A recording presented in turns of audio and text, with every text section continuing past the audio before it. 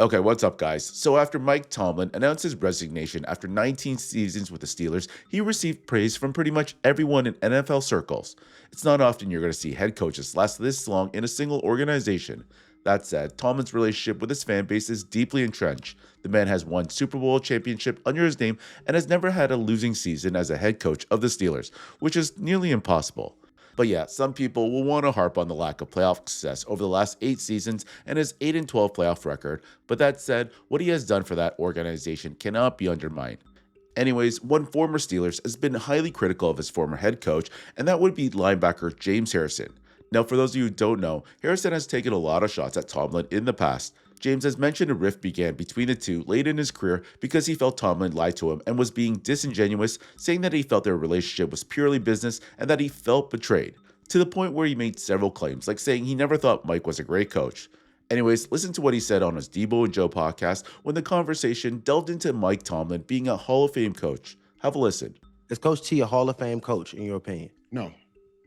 Okay, so now that's actually No. crazy. Okay, yeah, so we're The just thing I can't give him a Hall of Fame coach for is because he hasn't made disciples. You're telling me you're a Hall of Fame coach, Yes. but no one has followed you. No No, one has yeah, for went down sure. the line with Yes, you. yes. That can't be the thing. He's the only Can coach be. that has coached this long and does not have a tree, be. bro.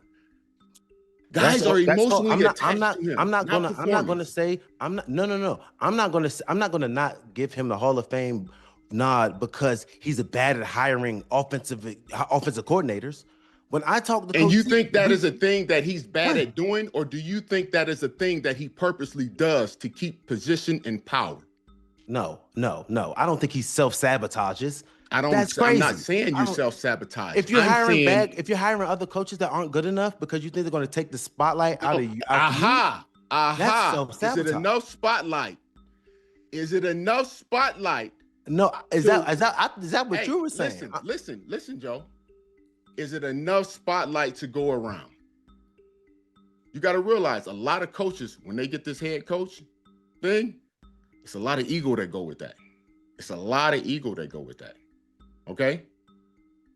Now, a great coach, dude, like the measurement of greatness, like it's not based on personal experiences and relationship you have with them. It is purely on what you did as a coach. Did you get championships? What about wins Did and you losses, build though? disciples? Yes, wins and losses is great, All but of those that wins stuff- and losses have to Yes. add up to championships, brother. He has a ship. Okay, so I'm the greatest of all time as a linebacker because I got 2 Super Bowls. No. This is what I'm saying. That's what you're don't- saying. No.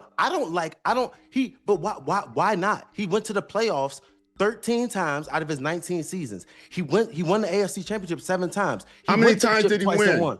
He How won many it times once, did he but win? we're not saying that he's the greatest. No. coach of all How many time. playoff games did he win? Because when you look at the greats, the measurement of greatness for all-time greats, like everybody is saying right now, nobody has a negative postseason record. And I can go back.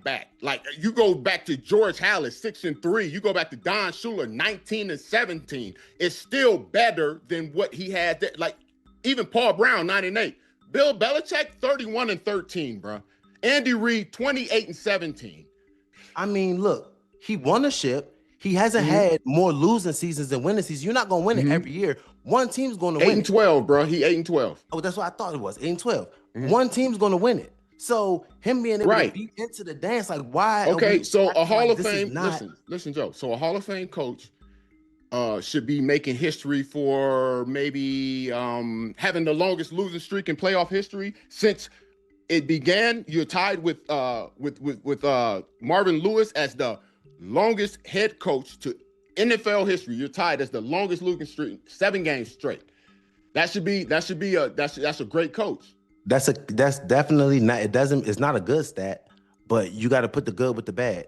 You can't just take away all of the stuff we said before when he first got out there. You just said Hall of Fame was because of playoffs. Which one is it, Joe? He's a Hall of Fame coach.